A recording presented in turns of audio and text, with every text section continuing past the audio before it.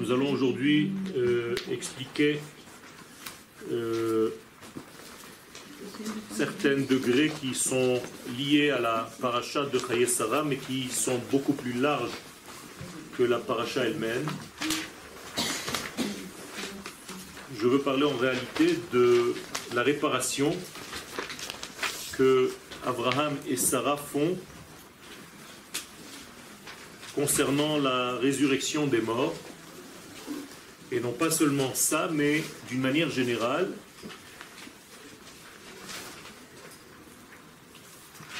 Abraham et Sarah constituent la racine du peuple d'Israël qui est en train de se dévoiler sur terre. Nous savons qu'il y a une identité Israël qui se trouve dans la pensée divine. C'est un concept. Et ce concept, à un moment donné, doit arriver sur terre. C'est-à-dire que ce concept doit s'habiller forcément dans une structure humaine. C'est-à-dire qu'il faut chercher maintenant, il faut trouver maintenant le porteur du message Israël qui va être transmis au monde entier. On appelle ça donc un birour. Et Abraham et Sarah commencent ce système de birour, de tri, de nettoyage, comme si nous partions d'un entonnoir très large, avec toutes les possibilités, et cet entonnoir va de plus en plus se rétrécir pour donner place, en fait, à la véritable structure identitaire du peuple d'Israël de facto. Nous voyons donc qu'il y a des éléments qui ne font pas partie de ce mouvement, en l'occurrence Ishmaël, et on voit aussi qu'il y a des terres qui ne font pas partie de ce mouvement, en l'occurrence Chutz La'aretz. C'est pour cela qu'Akadosh Baruch Hu dirige Abraham sur cette terre, et que Sarah, par sa prophétie, comprend qu'il ne faut pas faire grandir son fils, qui est en réalité le futur Israël, avec des éléments qui vont perturber sa croissance.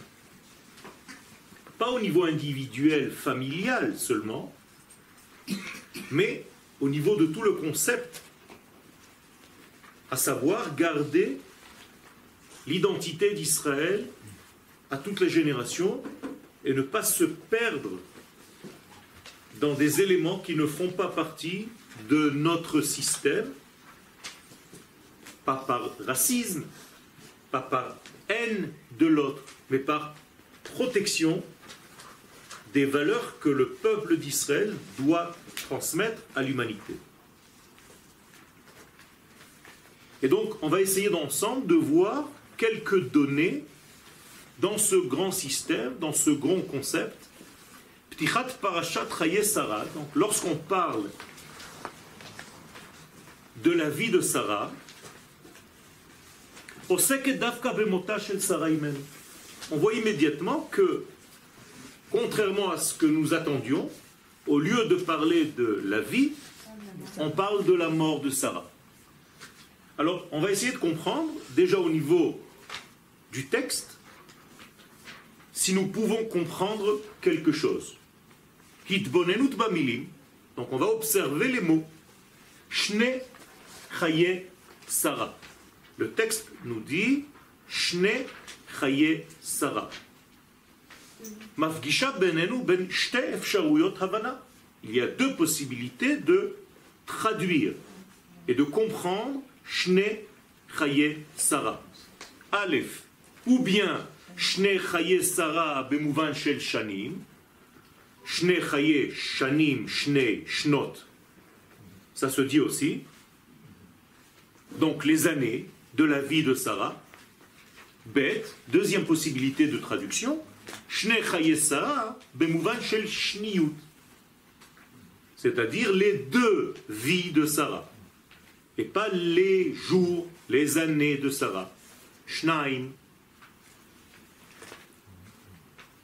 La Torah préfère la deuxième traduction. Incroyable. C'est-à-dire que la Torah elle-même nous pousse à traduire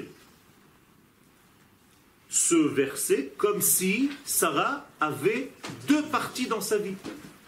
Une partie qui a précédé sa mort et une partie après sa mort. C'est ce qui est bizarre, c'est qu'on appelle les deux parties vie. Donc il y a une vie avant la mort et il y a une vie après la mort. Et nous devons savoir ce que ça veut dire. Est-ce que Sarah continue son action même après sa mort?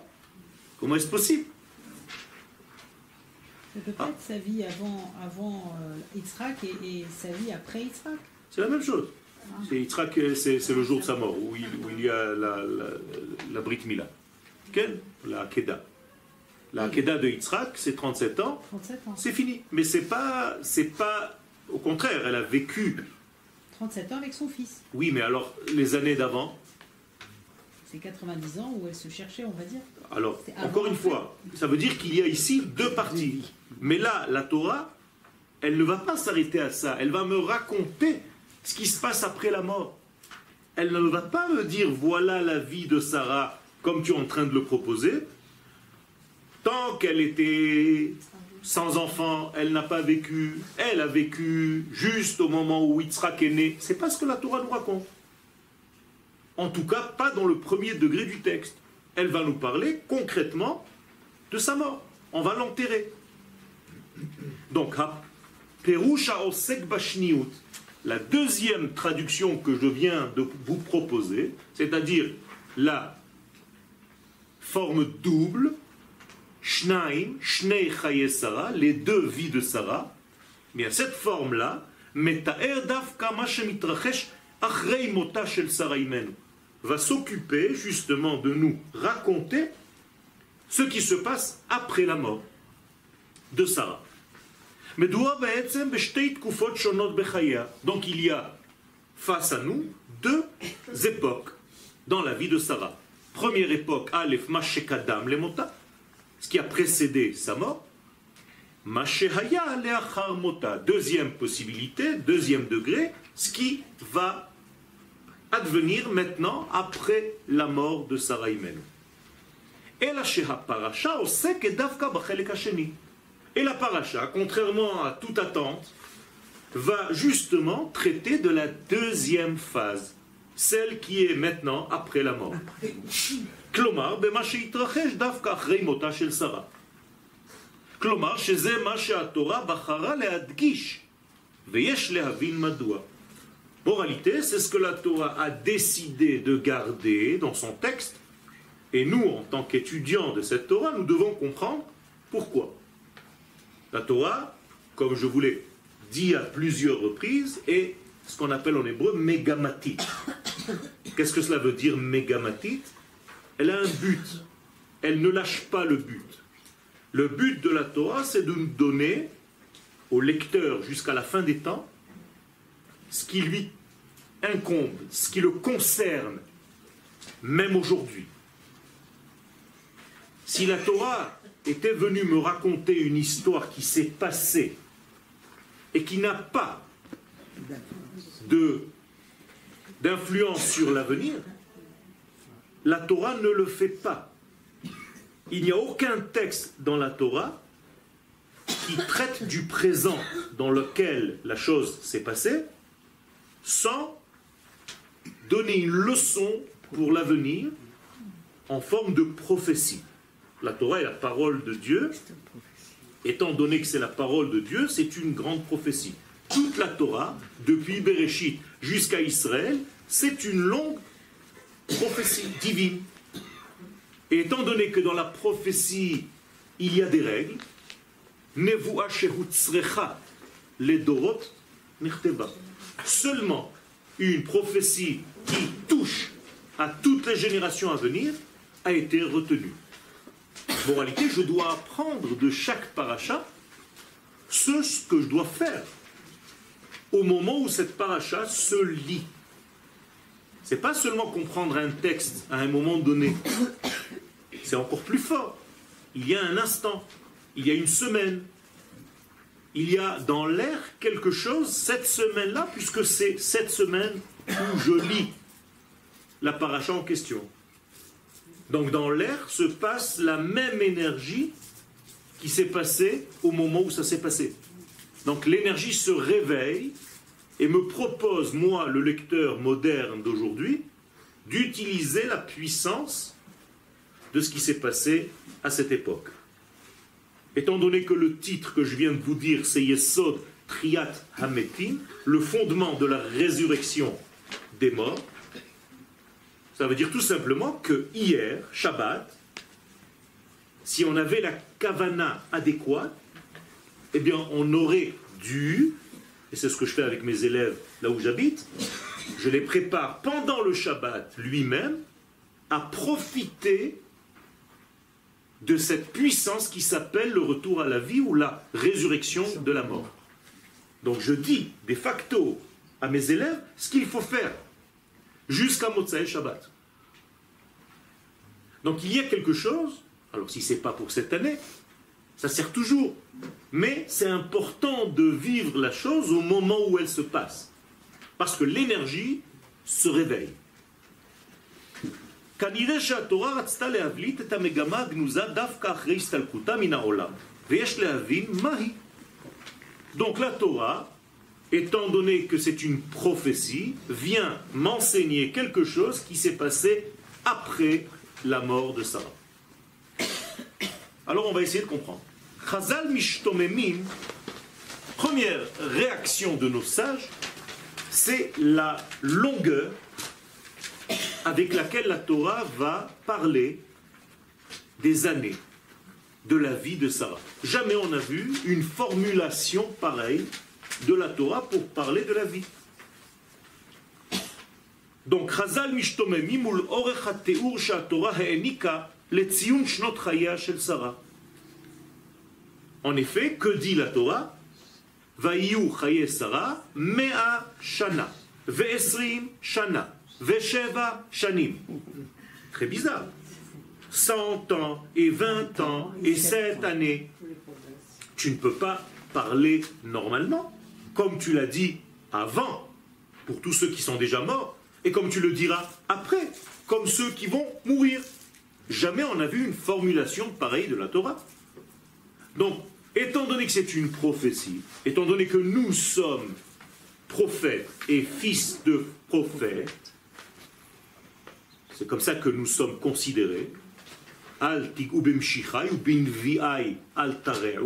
Vous êtes tous des messies en potentiel, et vous êtes tous des prophètes en potentiel, et Akadosh Baruch Hu demande aux nations du monde de ne pas toucher ni ces messies, ni ces prophètes, en l'occurrence, nous, Israël. Ça veut dire que nous avons un potentiel en nous. Qu'est-ce que ça veut dire prophète? Eh bien, qui est capable d'entendre. La preuve, on a reçu la Torah, c'est nous qui l'avons entendue. Personne d'autre l'a entendue. Et c'est nous qui la transmettons au monde. La preuve, personne n'a donné la Torah au monde, si ce n'est le peuple d'Israël. Et on continue de le faire aujourd'hui. Deuxième degré, messianisme. Vous êtes tous des messies, nous sommes tous des messies. Qu'est-ce que cela veut dire? Mais ça veut dire que nous avons un potentiel de rédempter, de sauver le monde. Et on le fait. On le fait dans la médecine, on le fait dans la science, on le fait dans tous les domaines de ce monde. Si aujourd'hui le monde est en train de guérir de ces maux, c'est beaucoup grâce à la force d'Israël qui est en train de donner au monde depuis des millénaires. Donc en réalité, nous jouons ce rôle-là. Donc Mashiach, c'est pas ce que vous imaginez. D'ailleurs, si vous mettez le point à gauche du signe, ça fait Massiach, c'est-à-dire celui qui est capable de parler, de s'exprimer, Sicha. Ça veut dire que le Mashiach, c'est un dialogue. C'est le dialogue qui est permis d'être réalisé entre qui et qui? Entre l'infini et le monde, via Israël. Yitzhak Avinu, on l'a vu dans la paracha, Vayetze Yitzhak la Souach Basadeh. Qu'est-ce qu'il est allé faire, Yitzhak? Qu'est-ce que ça veut dire la souar? Je ne sais pas comment, dans vos livres en français, ça a été traduit, mais sûrement se promener, se balader. Parler aux arbres. Okay? Mais en réalité, il est allé parler. Il est allé faire une hitbodedut, une hitbonenut. Il a parlé au maître de l'univers. Il a développé un dialogue. C'est ce qu'on appelle une tefila. Tefila, ce n'est pas une prière. La traduction réelle du terme tefila, c'est un lien. En hébreu, l'ilpot, qui a donné naissance à tfilin. Au singulier, tefila. Tefila veut dire un lien. Ptil, une mèche. C'est la même racine. Donc, quand tu pries, entre guillemets en français, ça ne veut rien dire. En hébreu, les hitpalel, c'est pas prier, c'est se relier, c'est dialoguer, c'est faire mèche avec. Nous sommes deux mèches. Et donc, si la tfila circule à travers moi, bien, je suis porteur du message divin. C'est ce que fait Yitzhak. Donc, l'heure à laquelle il le fait, c'est l'après-midi, parce que ça correspond à un degré de son âme à lui. Sans rentrer maintenant dans le détail. Mais c'est ce qu'il va faire. Et d'ailleurs, directement lorsqu'il fait ce lien, eh bien son lien à lui arrive sous la forme de Rivka. Rivka arrive au moment où il se relie. Autrement dit, Rivka, ce sont les lettres en hébreu de Ha-Boker. C'est la même chose, c'est Rivka. C'est-à-dire son jour à Yitzhak se lève au moment où il se relie à l'éternité. Vous comprenez comment ça marche? Mais si vous lisez la Torah comme une histoire au premier degré, eh bien Rivka, ça devient Rebecca. Et c'est une femme qui est sur un chameau, qui va tomber, parce qu'elle l'a vu, et c'est un beau garçon. Et elle a honte. Il faut arrêter avec tout ça, il faut faire attention, Rabotai. Moralité, je veux comprendre maintenant pourquoi la Torah me parle dans ce langage. La Torah sait très bien parler l'hébreu. Akadosh Baruch Hu, c'est sa langue. Il ne sait pas dire Mea Esrim Vesheva. Les Chachamim voient immédiatement la notion que la Torah vient nous donner. Et qu'est-ce qu'ils nous disent? En gras, Bat Kouf Kebat Kaf, la Torah vient me dire que Sarah, elle développe quelque chose qu'on n'a jamais vu jusqu'à maintenant. Quand la Torah dit qu'elle a 100, et qu'elle a 20, et qu'elle a 7, nous disent les Chachamim que quand elle avait 100, c'était comme quand elle avait 20, et quand elle avait 20, c'est comme quand elle avait 7. Mais quoi? Qu'elle avait quoi? Eh bien, les Chachamim nous disent, elle était aussi propre à 100 ans qu'à 20 ans. Qu'est-ce que c'est 20 ans? 20 ans, c'est l'âge où on rentre sous l'influence divine. C'est-à-dire, si tu fais des fautes avant 20 ans, c'est les parents qui prennent. Après 20 ans, c'est toi. Tu es responsable de tes actes. Chez Sarah, quand elle avait 100 ans, elle avait encore comme 20 ans. C'est-à-dire que si tu l'as vérifié, il n'y avait aucune faute. Comme si c'était donné à quelqu'un d'autre. Mais pas parce qu'elle avait mis ses fautes sur ses parents. Tout simplement parce qu'elle était propre. Elle n'a jamais fauté, cette femme. Incroyable. Et à 20 ans, elle était aussi belle qu'à 7 ans. Qu'est-ce que ça veut dire, tout ce système? Mais tout simplement, nous sommes face à un être nouveau qui ne change pas. Autrement dit, il ressemble étrangement à qui? À Kadosh Baruch Hu. Qu'est-ce qui est dit sur l'Éternel lui-même? Ani Hashem lo shaniti. C'est-à-dire, chez moi, le changement n'existe pas. Et pourquoi le changement n'existe pas chez Dieu? Parce qu'il n'est pas soumis aux deux. Sheni ou Shnia, c'est pareil. C'est la seconde. Donc le temps n'existe pas chez le 1. Là, on est dans le 2. Qui dit 2 dit possibilité de changement. A, B, distance, possibilité de changer. notion de temps, dans tous les langages. C'est-à-dire, quand il y a un, il n'y a pas de temps. Sekunda, second, second, shnia, temps. Chez Akadosh Baruch Hu, le temps n'existait pas. Et nous sommes maintenant face à une femme où, apparemment, le temps n'opère pas sur elle, n'a aucune emprise sur elle. Elle ne change pas. Donc elle a fait ce qu'on appelle dans la Kabbalah une hishtavut hatsura. Sa forme humaine est terriblement ressemblante à la forme divine, qui ne change pas. Alvaï alem. C'est-à-dire que Sarah ici, elle a quelque chose de très fort. On va essayer de jouer avec les lettres. Sarah, Shin, Resh, He. Quelle est sa valeur numérique? Shin 300, Resh 200, 5, 505. 505, je continue à faire le tzimtzum. 5 plus 5, 10. 1 plus 0, 1. Ça veut dire que Sarah est dans l'unité divine. Elle ne change pas. Il n'y a pas de 2 chez elle. Effectivement, ça marche. Donc, Sarah va jouer le rôle de Dieu sur terre. Donc, elle est bien la maman, la matrice du peuple d'Israël, qui doit justement jouer ce rôle. C'est pour ça qu'il va être créé. Et là, donc, on est en train de voir qu'il y a quelque chose d'énorme qui est en train de se passer. Dans la Kabbalah, nous parlons de centaines, de dizaines et d'unités. Comme en mathématiques. Donc elle a 100 ans, plus 20 ans, plus 7 ans.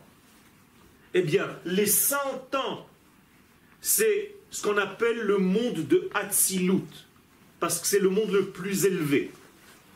Mais comme on ne touche pas dans le Hatzilut, on est dans Beria. Beria, c'est notre monde. Donc, Sarah, elle a 100 ans dans la Beria, c'est-à-dire qu'elle est parfaite. 100, c'est le chiffre complet.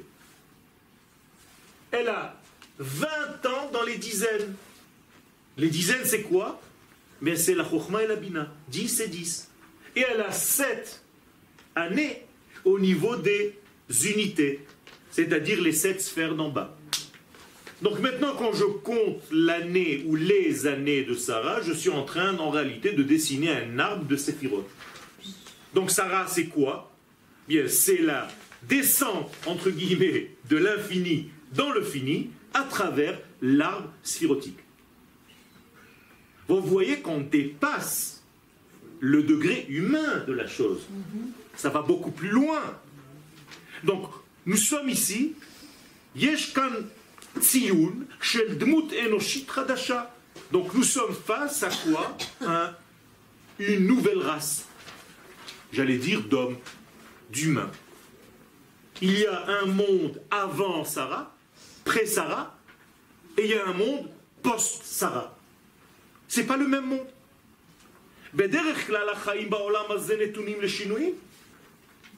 D'une manière générale, la vie, c'est le changement. Tout change dans ce monde. Nous sommes dans un monde de permutation.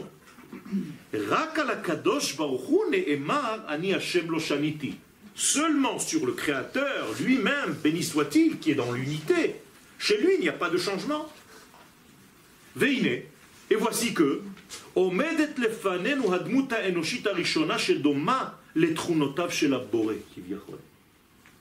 je fais face maintenant, dans le texte de la Torah, à un être humain qui est en réalité l'unité de Dieu sur terre. Nous allons retrouver cette unité de Dieu sur terre.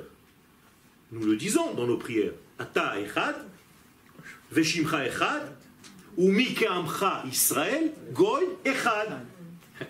Ça veut dire que Israël, effectivement, est le 1 dans un monde de 2. Tout ce monde, c'est un grand 2. B, Réchit, ça commence par la lettre Bet. Donc, le seul peuple qui est dans le 2, mais qui n'a jamais oublié le 1, c'est Israël. sans se sauver pour autant du de. C'est-à-dire, je n'ai pas besoin de quitter le monde de la pluralité, du pluriel, pour jouer mon rôle de porte-parole de l'unité. Vous êtes avec moi? Oui, mais Sarah, elle n'avait pas de bitachon, et puis elle a demandé à Hagar. Qu'est-ce que ça veut dire, elle n'avait pas de bitachon? Elle a demandé... Qu'est-ce que ça veut dire, elle n'avait pas de bitachon? Qu'elle sera la mère du peuple juif. Ben voilà qu'elle avait. C'est une prophétie. C'est une prophétie. Seulement, il y a des degrés à sortir. C'est ce que vous lisez au premier degré. Mais maintenant, je vous propose un deuxième degré. C'est que il y a une règle dans ce monde. Le'olam haklipa kodemet lapri. Avant que le fruit ne sorte sur un arbre, je suis obligé de sortir quoi? Une écorce. Qui va devenir une fleur, qui va devenir un fruit. Ça veut dire qu'il est nécessaire, avant de faire apparaître le fruit en question, ici, Israël, que sorte ce qui empêche, ce qui embête, ce qui obstrue. C'est ça le secret. Et Sarah le sait. Donc il va falloir faire sortir un degré sauvage, d'un état nature, à l'âge de 86 ans de Abraham, 86 en valeur numérique, Hana'ateva, la nature. C'est la même valeur numérique, Hateva. 5 plus 9 plus 2 plus 70, 86. Une fois que cet enfant va sortir, qui s'appelle Ishmaël, on garde maintenant Yitzhak. Et c'est pas fini, puisque le tri va continuer. Il y a encore Esav. Mais faites attention, le tri devient de plus en plus délicat, puisque là il s'agit de 2 femmes différentes, alors que bientôt il va s'agir de une seule femme, un seul ventre, celui de Rivka, qui va faire sortir du même ventre de la Kedusha 2 nations, Israël d'un côté et Esav de l'autre. Ça devient plus compliqué. C'est comme le finish, c'est comme le dernier degré. Autrement dit, lorsqu'on avance dans l'histoire, les nuances deviennent de plus en plus floues. Et c'est là où il faut fournir le plus grand du travail et être dans la délicatesse. C'est pour ça qu'il faut rentrer dans le secret du texte pour pouvoir comprendre. Sinon, c'est un texte. Et on s'arrête au premier degré. Sarah n'a pas de bitachon. On ne peut pas jeter des notions comme ça. Il faut comprendre. Et les Chachamim viennent justement faire attention en nous disant Sarah Gdola mais Avraham Benevoua. Sarah est beaucoup plus grande qu'Avraham, elle connaît, elle sait tous les secrets. Plus que son mari Avraham. Azman Keilu Eno Poel Alea. Donc, il s'agit d'une femme, d'un être nouveau, où le temps, le temporel n'agit plus sur elle. Israël, comment est-ce qu'on l'appelle? Am Hanetzach, le peuple de l'éternité. Pourquoi? Ben, c'est la même chose. Notre maman était déjà comme ça, c'est-à-dire le temporel ne joue pas sur elle. Vous avez des exemples pour me dire que effectivement le temps ne jouait pas contre Sarah? On vient de donner un exemple au niveau de sa beauté et de ses fautes. Elle a accouché Quoi d'autre? Elle a 90 ans, elle enfante. 90 ans, elle enfante, ça veut dire que c'est hors nature. On peut prendre ça. Quoi d'autre? Les Chachamim nous disent qu'il y a 3 éléments qui définissent Sarah. Hachem disait à Abraham, demande à Sarah. Pas demande. Ce qu'elle te dira, écoute-la. Mais c'est autre chose. Elle était belle. D'accord, parce qu'elle était comme une fille de 7 ans. Mais c'est pas. Les Chachamim nous disent 3 choses. Anan Kashur Ba'ohel. Il y avait une nuée au-dessus de sa tente. Qu'est-ce que c'est que cette nuée? La Shekhinah. Pourquoi est-ce qu'elle est au-dessus de sa tente? Qu'est-ce que ça vient m'indiquer? Rappelez-vous, dans le futur, quand on va sortir d'Égypte, quand on va se libérer, on va nous aussi voir cette nuée. Ça veut dire que Sarah voyait la nuée bien avant que le peuple d'Israël ne soit réalisé. Et c'était où? Eh bien, à sa porte, dans sa maison à elle. C'est extraordinaire. Elle n'a même pas besoin de sortir. Elle est dans sa tente. Qu'est-ce que ça veut dire, elle est dans sa tente?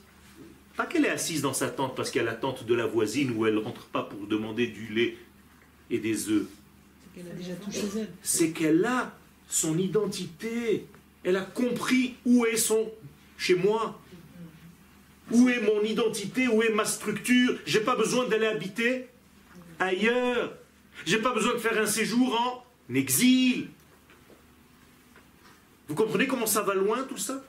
Alors, prendre le texte de la Torah dans ce degré-là, ça vous enseigne ce que le peuple d'Israël devra faire au moment où il apparaîtra dans le monde, dans l'avenir. Si le représentant d'Akadosh Baruch Hu, comment elle a pu descendre en Égypte? Bien fait. C'est pour ça que il y a, c'est ce que je disais tout à l'heure à madame, des degrés qu'il faut nettoyer. Et cette descente en Égypte est encore une fois un symbole qui va se passer chez qui? Chez les enfants. Puisque les enfants d'Israël, eux aussi vont descendre en Égypte. Et eux aussi vont se faire, entre guillemets, prendre par le roi, comme si nous étions une femme, ce qui a donné naissance à tous ces fameux dessins animés où il y a toujours la belle princesse qui est volée par un certain roi et le beau prince charmant doit venir la sauver. Ça vient de chez nous. Et comme la galoute s'appelle un sommeil, alors la belle, elle est au bois dormant. C'est pas le bois qui dort, hein. C'est elle. Parce que dans le bois dormant, on ne sait pas qui dort. Et donc, il va falloir l'embrasser. Et c'est ce qu'Akadosh Baruch Hu nous dit. Neshika. Pour nous réveiller. Yeshene Afar. Vous qui êtes endormis dans la torpeur de l'exil, on s'appelle des endormis. C'est exactement pareil. On dit qu'elle n'est pas morte par le serpent, elle est morte. Léat. Ça, c'est la première des choses, la nuée. Deuxième des choses, nerf. Dans sa maison, il y avait toujours le nerf. C'est-à-dire, elle allumait le nerf le vendredi soir, alors qu'elle n'avait pas encore la Torah, telle que nous l'avons. C'est-à-dire, elle n'avait pas le livre, mais elle avait la Torah. Parce que beaucoup de gens confondent le livre avec la Torah. C'est une catastrophe. C'est une catastrophe. Quand vous allez sortir de votre tête que la Torah, ce n'est pas un bouquin, ni un livre, ni un parchemin, vous allez guérir. Quel de l'exil. La Torah, elle est inscrite dans vos ADN. Pas besoin d'un texte. Le texte, c'est parce qu'on n'a rien compris et qu'on a oublié. Alors on nous a recopié la Torah sur des textes. Mais Abraham, il n'avait pas ce texte-là. Et pourtant, il faisait toute la Torah. Eh bien, lorsque Sarah allume, qu'est-ce qu'elle allume en réalité? Pourquoi elle doit allumer une veilleuse? Pourquoi on allume une veilleuse? Éclaire le monde. Pourquoi éclairer le monde avec une petite bougie? Tu te fous de qui? Non, descendre la... Tout simplement, elle allume ce qui a été éteint. Chava, elle a tué la lumière du monde qui était Adam. Elle a éteint Adam puisqu'elle a amené la mort. Par sa faute, on dit que Adam était la lumière. Donc elle a éteint la lumière. Koutnot or, c'est devenu Koutnot or. Donc maintenant la femme, qu'est-ce qu'elle fait? C'est l'une de ses mitzvot à la femme. Quand vous allumez les veilleuses du vendredi soir, vous devez penser à quoi? À ramener la vie dans le monde. C'est-à-dire à annuler la notion de mort que vous croyez tous naturelle. Plus maintenant. Troisième degré, le pain, c'est la même chose. Adam Arishon, c'était la chala du monde. Étant donné qu'elle a perturbé cette chala, elle va devoir faire le pain. Et donc la femme, lorsqu'elle fait le pain, elle prélève la chala, et là aussi elle guérit de la maladie, de la mort qui est arrivée à cause de ça. Et le pain qu'elle faisait Sarah, qu'est-ce qu'il avait comme particularité? Il restait chaud. Du vendredi au vendredi, comme le pain du Beth Amikdash. Autrement dit, Sarah, elle a un Beth Amikdash privé, individuel, chez elle. C'est elle le Beth Amikdash. Donc tout ce secret vient, et la dernière des corrections, c'est qu'elle va avoir un retour de sang, de couche, et elle va immédiatement l'annuler, parce qu'elle va donner la vie. Quand une femme est enceinte, c'est fini. Vous comprenez ce qui se passe là? Ça veut dire, on lui dit, regarde, il faut que tu corriges aussi les règles, le sang des règles, la nida. D'où est-ce qu'elle est venue, la nida, dans le monde? Il n'y avait pas de sang, la femme ne voyait pas de sang. C'est nouveau. C'est la mort. C'est la mort. La mort n'existait pas. La faute étant, la mort est arrivée. La femme aujourd'hui qui observe la mitzvah de la nida et qui va au mikvé, qu'est-ce qu'elle fait? Eh bien, elle transforme la même chose, la mort en vie. Donc nous avons ici trois choses. La chala, la nida et la hadlaka d'énerot. Ça s'appelle chana ou hinna. C'est pour ça qu'avant le mariage, on fait le henné. D'accord? Le henné, c'est quoi? C'est pas le henné, ça veut rien dire le henné. En hébreu, c'est china. C'est-à-dire, on corrige la chala, on corrige la nida, on corrige la lumière du monde, et avec ça, on se marie. Quelle? Une question, je m'excuse un peu naïve. Mais Si vous vous excusez, vous n'avez pas besoin de moi. Quelle? Elle était à tel niveau, je ne comprends pas pourquoi on a eu besoin d'Ishmaël. Il a fait. On a besoin d'Ishmaël parce qu'il faut, encore une fois, sortir de soi les degrés. Les déviances. Vous et moi, tous, on a encore aujourd'hui ces degrés en nous. Tant que je ne me suis pas débarrassé de mon propre Ishmaël intérieur, de mon propre Esav intérieur, je ne peux pas faire décoller mon Israël intérieur. Moi, est-ce que vous le savez? Mais c'est ça la Torah. Toute la Torah, c'est ça. C'est faire en réalité nos retrouvailles avec le degré Israël qui est en moi. Donc je dois tout faire pour le rechercher, pour le retrouver. C'est pour ça que vous venez au cours. Si c'est pour moins que ça, c'est pas la peine de venir. Donc moralité, nous sommes ici dans un degré qui est infini, comme le peuple d'Israël qui sortira. Donc elle est plus grande qu'Abraham, comme nous l'avons dit tout à l'heure, en ce qui concerne la prophétie.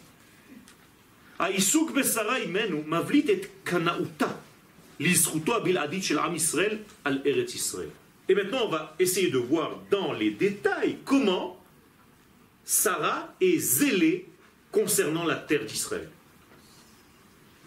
Sarah comme Canaïd Botamida, avant d'y arriver, on remarque aussi, et tout ça c'est dit quand? Maintenant, après sa mort. On remarque aussi quoi? Les shmirat zeuto shel am Israël he'atid latzed mimena. Elle a toujours fait attention, et ceci bien avant qu'elle meure, à ce que le peuple d'Israël, donc son fils Yitzhak, n'aille pas se perdre. Hi omedet al kach she'Ishmael lo yirash im bni im Yitzhak. Qu'est-ce que ça veut dire lo yirash? Il n'aura pas d'héritage sur la terre d'Israël. Rabotai. Si un Chaver Knesset disait ça sur le podium de la Knesset, Sarah, notre mère, notre matrice, nous a avertis, nous a mis en garde. Il ne faut pas qu'il y ait un fils d'Ishmaël qui hérite de cette terre. Si tu fais quelconque accord avec lui, tu es en train de mourir. Tu fais un accord avec la mort. On n'entend pas. Pourquoi je vous ai dit que la Torah est une prophétie? Parce qu'elle m'incombe aujourd'hui. Si je ne sais pas lire au présent cette histoire et je la laisse au passé, mais je n'ai rien compris. Est-ce que j'ai le droit de lire la Torah? Par exemple, je ne sais pas, le lecteur s'est trompé, il a sauté 4 phrases, il continue, après il rattrape la phrase. Non. Dans la Megillah d'Esther, par exemple, on n'a pas le droit. Comment c'est dit en hébreu dans la halakha? Hakore et ha Megillah le mafrer lo yatsa.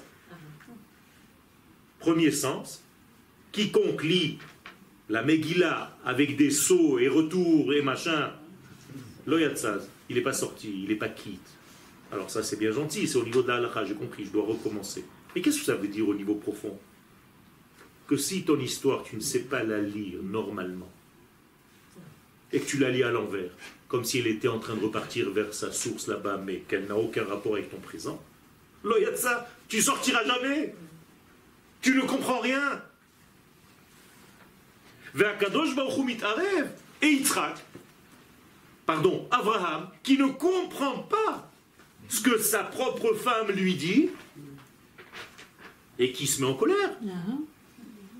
Eh bien, il faut une intervention divine. Vous avez déjà vu, vous, une intervention divine qui rentre dans la maison et qui dit au mari, tu te tais maintenant? C'est incroyable. Chaque femme, elle rêve de ça. On achète, Ils sont pas contents, les autres. Et regardez la finesse d'Akadosh Baruch Hu. Kol asher tomar lecha Sarah, shma bekola. Est-ce que quelqu'un peut me traduire? Tout ce que Sarah te dira, quel est le verbe ici? Non. Amira. Amira, Omer, Kol Asher Tomar Lecha. Sarah, Shma, elle aurait dû dire Be Amirata, puisqu'elle a utilisé le terme de Amira. Pourquoi la Torah dit Shma Bekola? Qu'est-ce que ça veut dire écoute Bekola? Tu écoutes quoi? Son intériorité. L'intériorité, ça veut dire quoi? Quelqu'un peut m'expliquer aujourd'hui?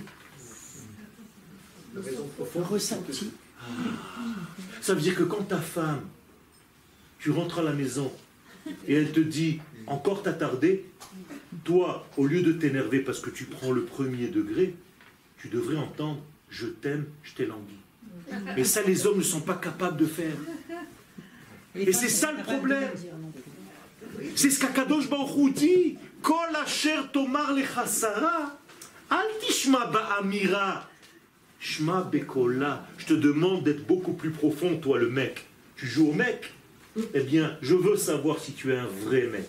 Écoute ce qu'elle ne t'a pas dit avec des mots, mais ce qu'elle pense. Ça, c'est déjà une autre paire de manches. C'est pas moi qui le dis, c'est Akadosh Baruch Hu. Mais quand vous traduisez en français, forcément, vous n'entendez pas ces nuances. Il n'existe pas ces nuances, elles n'existent pas. C'est parce que vous venez écouter un cours et que je vous explique le langage. Regardez, mot à mot, je ne vous raconte rien des salades. Et donc, sa puissance se met en place. Et Abraham commence à comprendre qu'il a affaire à quelque chose. C'est même plus à quelqu'un. C'est quelque chose. Sarah imenu melea da'at. Sarah est remplie de da'at. D'où est-ce que je sais qu'elle est remplie de da'at? Non, pas de savoir. Qu'est-ce que c'est la da'at? C'est plus que la connaissance. Le discernement, la connexion des choses. C'est la chokhma et la bina, c'est le da'at. Quand vous avez du da'at, qu'est-ce que vous savez faire dans votre vie? On voit les choses à l'avance. Mais dis un mot. Un mot. On discerne. La havdala. La différenciation des choses. La preuve, donnez-moi une preuve. Motza et Shabbat. Ata chonen le adam da'at. Ata chonen tam, tu fais la havdala. Ça veut dire, quiconque n'a pas de date ne peut pas faire la havdala. Avant que tu arrives à la maison et que tu allumes les bougies, je parle de la havdala que nous faisons dans la Hamida de Motzai Shabbat. Quand est-ce que tu fais la havdala dans la Hamida? Parce que les hommes font la havdala avant de rentrer à la maison. Sinon, ils ne peuvent pas prendre la voiture pour revenir. Donc, quand est-ce qu'on fait la havdala dans la Hamida de Motzai Shabbat? Ata chonen la adam da'at. Akadosh Baruch Hu, donne-moi du da'at. Tu m'as donné du da'at, je peux maintenant les havdil. Da'at en havdala minayin, nous disent les chachamim. Si tu n'as pas de da'at, jamais tu pourras faire la différence des choses. Tu vas être quelqu'un de grossier qui n'a pas les nuances dans sa tête. Pour avoir des nuances, il faut avoir une finesse. Et si tu ne sais pas faire les nuances des choses, c'est que tu n'as pas de da'at. Tu es trop grossier. C'est pour ça que Sarah, elle, est capable de faire la différence entre le Kodesh et le Chol, entre Israël et les nations, entre le Shabbat et les 6 jours, comme ce que nous faisons. דווקא אחר פטירתה של שרה אימנו נתקע יתד של הזהות הישראלית של עם ישראל בארץ ישראל. Qu'est-ce que nous venons à voir maintenant, au moment de sa mort? Première acquisition Il achète le terrain pour ça. d'un terrain sur la terre d'Israël. Ça veut dire en réalité, qui c'est qui a acheté ce terrain? C'est elle déjà. C'est elle. D'où est-ce que vous savez que c'est elle?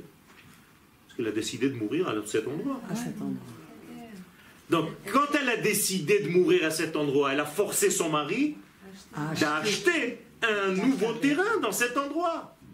Mais c'est quand même bizarre quand même. Le premier terrain acheté en terre d'Israël, c'est un tombeau. C'est pour adorer. C'est pas beau quand même. On aurait préféré un beau champ fleuri de coquelicots, de je ne sais quoi. Qu'est-ce que c'est que ce Inyan? Pourquoi Sarah nous oblige à acheter un terrain, une acquisition sur la terre d'Israël? Et cette acquisition, c'est un tombeau, c'est-à-dire, elle meurt pour l'acheter. Qu'est-ce que ça veut dire? C'est l'avenir, puisque sa mort, c'est l'avenir. La mort, c'est l'avenir. Non, elle est morte, on dit avant, après. Triat Hametim.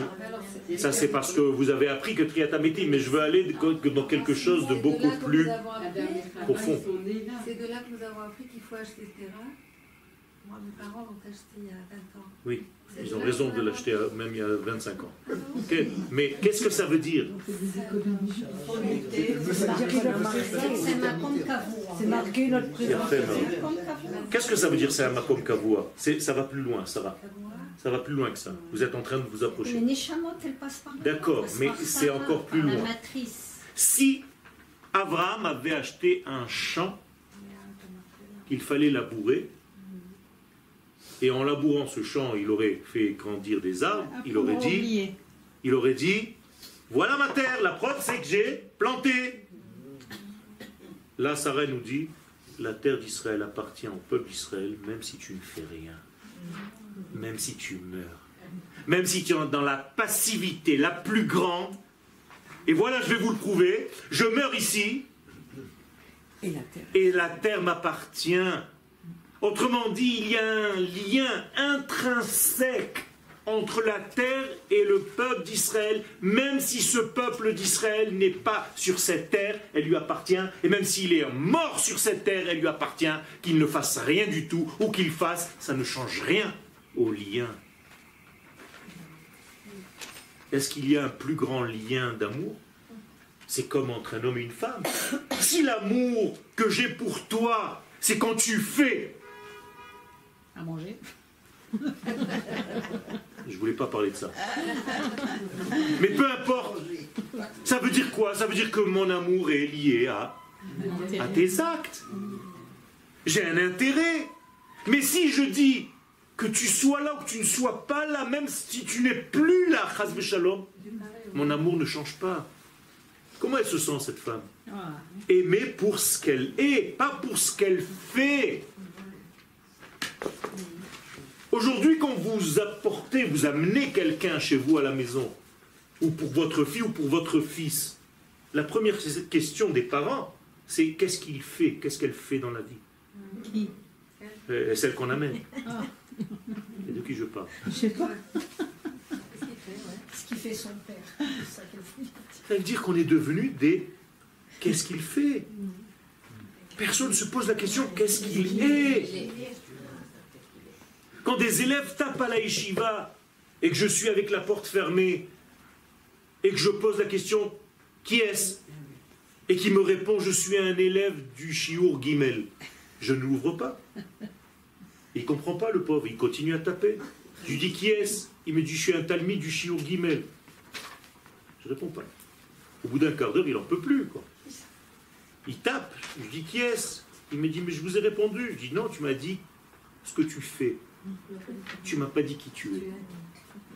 Tu m'as dit que tu étais un élève du shiur Gimel. Mais moi, je voulais savoir que tu t'appelles David. Tu m'as jamais dit, je suis David. Je suis un élève du machin. Bonjour, je suis le docteur, machin. Bonjour, je suis le professeur, machin. C'est comme ça qu'on se présente aujourd'hui.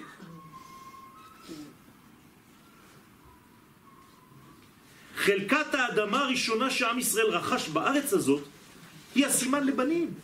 Donc, cette acquisition, première acquisition, elle est beaucoup plus forte que ce que vous avez pensé jusqu'à maintenant. Pourquoi? Parce qu'elle appartient à un mort. Donc, il ne fait plus rien, et pourtant, ça lui appartient.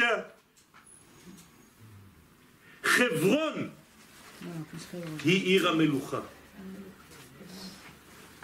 La royauté d'Israël qui va venir dans l'avenir, la première royauté, elle est où? À Hebron. Ça veut dire que Hebron, c'est la ville de la royauté. Comment on appelle la royauté en hébreu? La Malchout. Pourquoi c'est important, donc, que Sarah soit à Hebron et pas ailleurs? Parce que s'il n'y a pas de royauté, avec les mots modernes, s'il n'y a pas de souveraineté Israël sur sa terre, qu'est-ce qu'il ne peut pas y avoir? De Kodesh, de Kodesh. Ça, c'est la deuxième degré. C'est Yerushalayim. Je vous le dis maintenant avec mes mots à moi. S'il n'y a pas Hebron, il n'y a pas Yerushalayim. S'il n'y a pas de Malchut, où est-ce que tu veux déposer la lumière du Kodesh? Il n'y a pas. Donc, Hebron va représenter la royauté, qui est le Kli, et Yerushalayim va représenter Yerushalayim Irha Kodesh. Où est le Beth Amikdash? Ah, Yerushalayim, donc c'est le Kodesh. Mais la Malchut, la royauté, c'est Hebron. Et c'est pour ça qu'il faut avoir ces deux degrés. Et qui fait le lien entre Hebron et Yerushalayim? Parce qu'en réalité... Il fait, mais... J'ai une sucette. Shrem, c'est le troisième degré. Shrem appartient à qui? À Yosef. Yosef, c'est quoi dans le corps humain? La Brit Mila. Donc, qui fait le lien entre la Malchut, qui est la femelle, et le Kodesh, qui est le masculin? Le Yesod, la Brit Mila. Donc, vous avez Hebron, Shrem et Yerushalayim. Si vous ne comprenez pas ce système-là, trilogie. Il nous manque Shrem alors. Mais voilà. J'arrête pas de le dire aux ministres qui viennent écouter mon cours. J'ai des ministres qui habitent dans mon village et tous les Shabbats ils sont là. Et je lui dis, tant qu'on n'aura pas Shrem, vous pouvez rêver de Yerushalayim et de Hebron, il y aura toujours la panique. Vous n'avez rien compris. C'est comme si tu ne faisais pas attention à ta Brit Mila. Tu l'as donné, Chas Veshalom, ta Brit Mila. D'ailleurs, le pauvre, c'est toujours lui qu'on jette. Quand un homme il est faible, qu'est-ce qu'il fait? Il ne sait pas tenir cette partie de son corps, on est d'accord? C'est pas des jeux de mots. Hein. Yosef, pourquoi on l'a jeté dans le trou? C'est toujours le même qu'on jette. Dans n'importe quel trou. Sans rentrer dans les détails. Mais vous comprenez comment la Torah, elle parle en allusion? Et quand tu n'es pas dans le trou qui convient à la Kedusha, qu'est-ce que dit la Torah sur ce trou-là? Des serpents et des scorpions, il y a là-dedans. Là, tu ne sais même pas où tu rentres. Des morpions. C'est les scorpions et les serpents, en même temps ça fait morpion, c'est ça? Vous comprenez ce que ça veut dire tout ça? Eh bien, tout ça c'est un équilibre. Maintenant, si cette ville s'appelle Hebron, c'est qu'elle fait le lien. Et là, on vient à ce que tu disais, Sarah. C'est qu'on a un lien avec qui? Mais avant tout avec le ciel. Parce qu'Akadosh Baruch Hu, quel était son but au moment de la création du monde? C'est de descendre. De descendre quoi? De descendre qui? De résider. Comment ça s'appelle? Malchut, Shrina, c'est la même chose. La sot lo itbarach dira Shrina batachtonim. Donc j'ai besoin d'une ville qui fasse la réflexion. Réflexion du sens miroir, hein? Reflet. D'ailleurs, c'est comme ça que devrait être une réflexion. Quand tu fais une réflexion à quelqu'un, c'est tu le fais entendre ce qu'il vient de lui de dire. Et pas Stam, tu dis des choses, on appelle ça une réflexion. Non, une réflexion, ça vient du mot reflet. Moi, j'ai pas appris le français à l'école. J'ai appris le français avec un maître. Donc j'ai tout l'avantage de savoir le sens exact des mots. Alors comment je fais pour refléter? Eh bien, le nom d'Hachem, le nom d'Akadosh Baruch Hu, c'est le tétragramme. Yud, Ke, je marque pas le He parce que j'ai pas le droit d'effacer, donc je mets un H. On est là. Le monde des valeurs, des idéaux, comment il s'appelle? C'est le He. D'en haut. On appelle ce monde-là le Olam Abba. C'est le monde des idéaux. Et le monde d'en bas, concrétisé, c'est la lettre He, c'est la même chose. Vous voyez que celle-ci doit être exacte, identique à celle-ci. Ce sont deux sœurs jumelles. Oi va avoy s'il y a un décalage entre le He d'en bas et le He d'en haut. Donc j'ai besoin de multiplier ce He pour le concrétiser en bas. Eh bien, je vais prendre le He et je vais multiplier par le He. Comment on dit multiplier en hébreu? Kafoul. Donc mechapel. Donc ha, mechapel ha, ha-machpela. Ha-machpela, c'est He, kafoul He. C'est en hébreu, mais il faut savoir lire. Ha-mechapel ha, He-mechapel ha, He. Et He, kafoul He, He-mechapel He, ha-machpela, égale combien? 25. 25 c'est quoi? C'est quoi 25? Bien c'est le retour de la lumière sur terre. C'est pas par hasard que Hanouka ça tombe le 25. Et le 25e mot de la Torah c'est lequel? Or, comme par hasard. Ça commence à faire beaucoup de hasard quand même. Donc, ce que vient nous faire ici, vous voyez que le texte il est simple, j'ai rien touché. Mais à quelle vitesse on est passé dessus? Le qui douche, un petit pastis, un petit machin, tu veux des cacahuètes. Et combien de Shabbat on rate comme ça? Combien de trucs? Alors, Baruch Hashem, c'est pour ça que vous êtes là pour étudier. C'est très important. Donc, vous comprenez maintenant, vous avez un secret de Meharat HaMachpelah. Alors, vous le dites, Meharat HaMachpelah. En plus en français, avec l'accent, où il n'y a pas de He. Il n'y a que des A. HaMachpelah. Tu n'entends même pas qu'il y a un He. Mais commencez à dire les He, n'ayez pas peur. Sinon, vous allez toute votre vie garder cet accent. HaMachpelah. Animerapes. Mais Animerapes, c'est quoi Animerapes?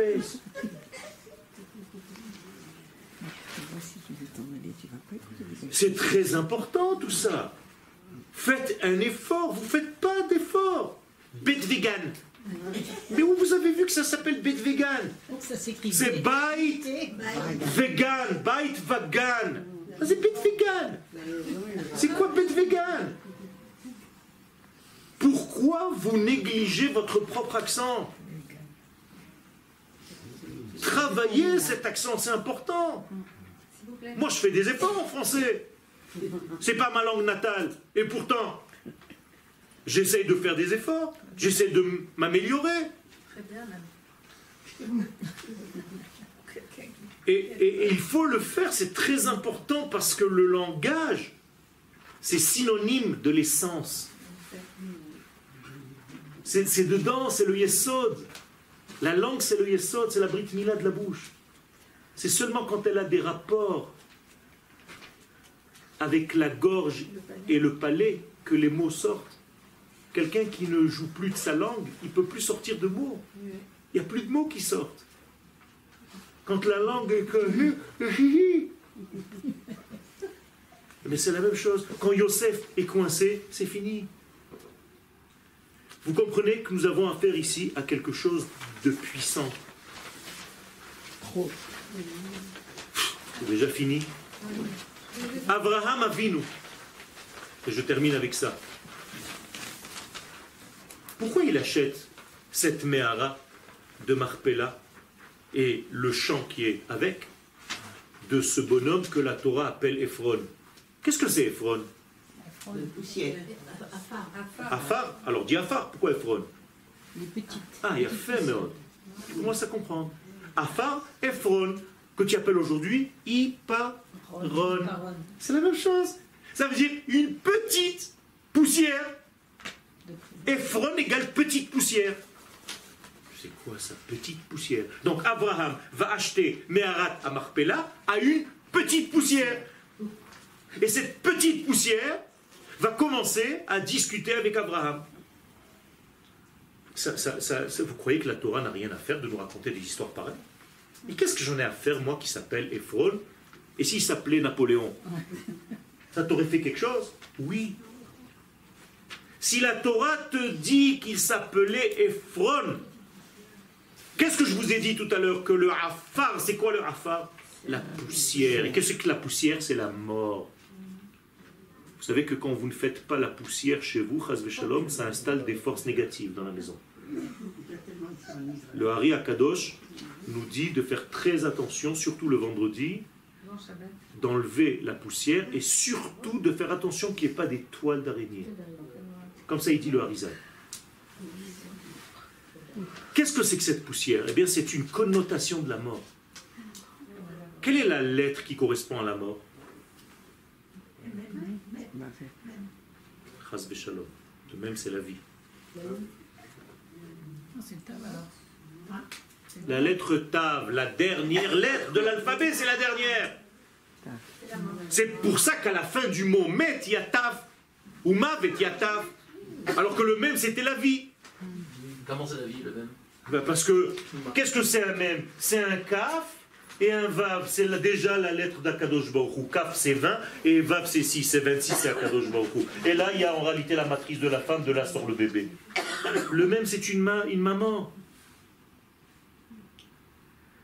Et qui a les jambes par lesquelles le bébé va rentrer, va sortir. Alors que le même fermé, il est fermé. Il est bouché. Donc lui aussi, il est combien en valeur numérique? 400. La même chose. Alors que le Tav, c'est 400. Donc la lettre Tav, c'est 400. Combien il a payé Abraham Avinu la Mehara? 400. Ah, c'est intéressant maintenant. Il a payé 400 shekels. Il a payé à la mort. Quelle est la valeur numérique de shekel? Shekel est en valeur numérique nefesh.